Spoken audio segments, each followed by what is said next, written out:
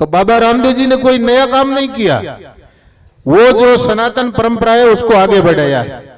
और अब हम सब जो हमारी पीढ़ी है या हम सब भी उसी परंपरा को आगे बढ़ा रहे हैं। आगे कुछ बीच में व्यवधान आया, कुछ हमारे वडीलों ने तो विधर्मी लोगों का शासन आया, तो जैसे जैसे लोगों ने हमारे वडीलों ने जो प्रयास किया, आज हम सब सनातनी हैं और गर्व से सीना चौड़ा करके चलते हैं।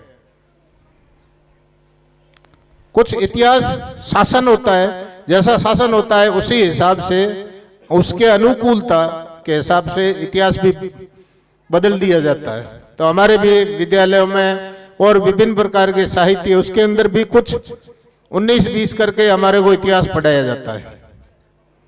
किसी ने आज तक गौर किया होगा कि हमारे गांव के कच्छ के और मारवाड़ के, ज्यादातर कच्छ और मारवाड़, हर गांव के आगे बाहर पादर बोलते हैं ना, पादर या आजू बाजू में खांबिया होती है, खांबिया या पाड़िया कहते हैं ना, पाड़िया। हमारे तीर्थ हम बोलते हैं, तो हमारे पाड़िया बोलते हैं। ये पाड़िया क्या है, किसी को खबर है? क्योंकि हमारी वो मानसिकता बना दी कि वो पाड़िया किसी ने पैसा लगाया होगा। आज पाड़िया तुम एक रोप के देखो 20,000 से कम नहीं हुए, क्यों? प्रतिष्ठा और करनी पड़ती है। पाड़िया किसी की याद में लगाया जाता है। ऐसे कोई रखड़ते बढ़ते के पाड़िया नहीं लगता है।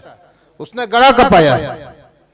गला क्यों कपाया? कोई जाके कोई दारू के ठेके पे जाके कपाया है क्या?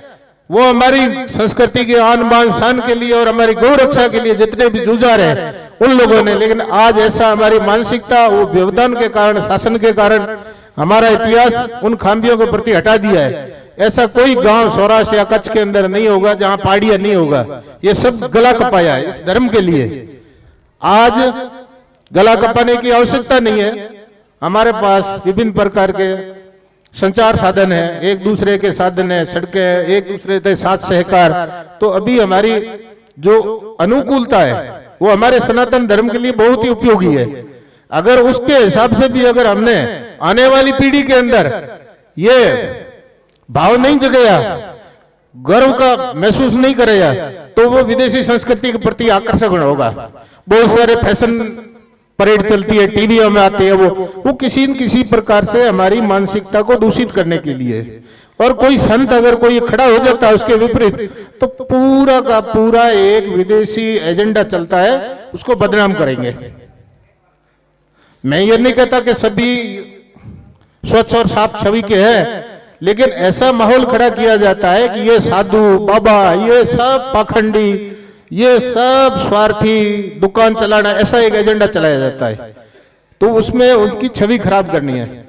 जब लीडर की छवि खराब होती है तो अनुयायी स्वतः पीछे से हटना शुरू हो जाएंगे। और आज विश्व के अंदर जो लोकतंत्र की परंपरा है, हमारा भारतवर्ष सबसे बड़ा लोकतंत्र है, लेकिन लोकतंत्र की अभी भी हमारे